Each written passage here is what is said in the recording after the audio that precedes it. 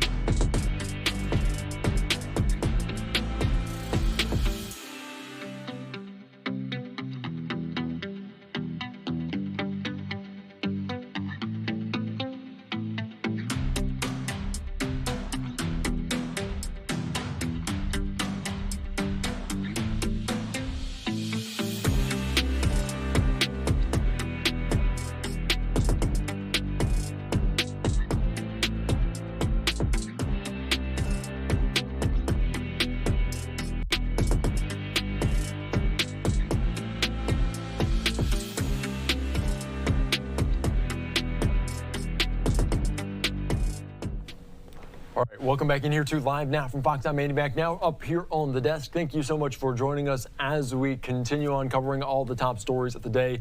Of course, we're awaiting Karine Jean-Pierre, John Kirby stepping to this podium there at the White House press briefing. We're going to hear a lot of updates there on a variety of topics. Of course, the ongoing conflict there in Israel as well. We'll have more details on this, some big developments coming out of that region as well. And of course, also on a Tuesday primary day, just about an hour away from former President Trump making some remarks in Grand Rapids, Michigan. Of course, he will also be in Wisconsin, one of those key primary states here that we'll cover on another Tuesday. We're also monitoring some severe weather. You can just see the colors across the eastern side of the United States, stretching from the likes of Chicago all the way down to New Orleans, up to New York, as they're dealing with quite a bit of severe weather. They were tracking some in Kentucky, in Pennsylvania, and others, and you can just see some of the rain and the clouds there in Maryland as well. Baltimore, to be exact, as our camera trying to focus in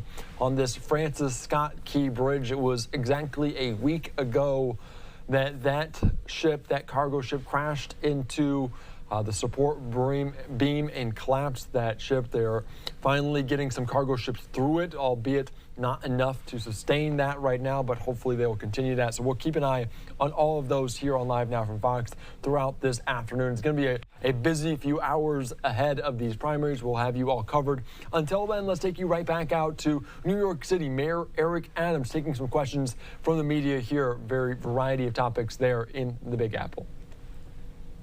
Every day that they found a pot of money that could resolve the budget issues. We don't want to make cuts. We do not want to take away services.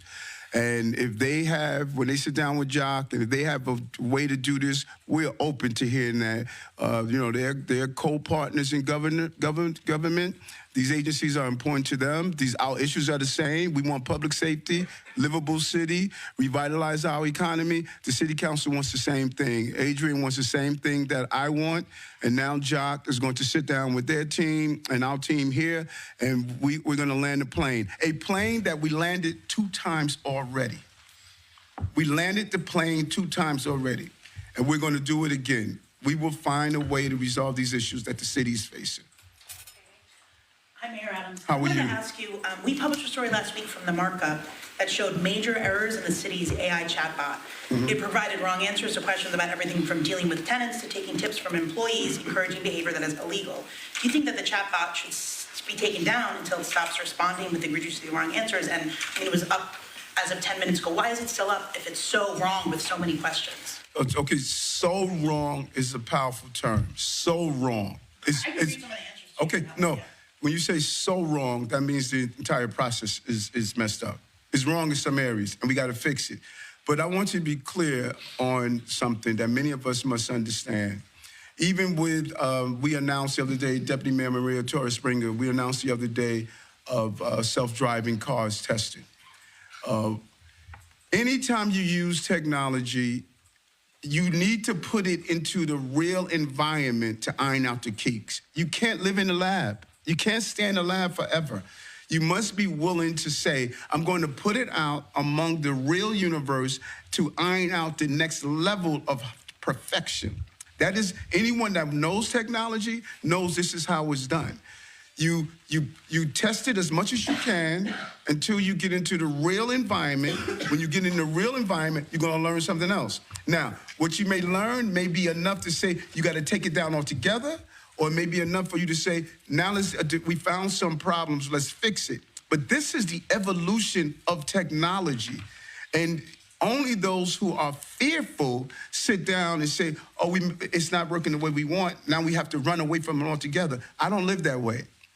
Every evolution is going to build a better product until the product becomes an excellent, perfect product, and it's never perfect. You're still going to modify it. There's going to be more versions. And so we're looking at what the problems are. We're identifying what the problems are. We're going to fix them, and we're going to have the best chat box system on the globe. People are going to come and watch what we're doing in New York City. He's right. Think about MapQuest.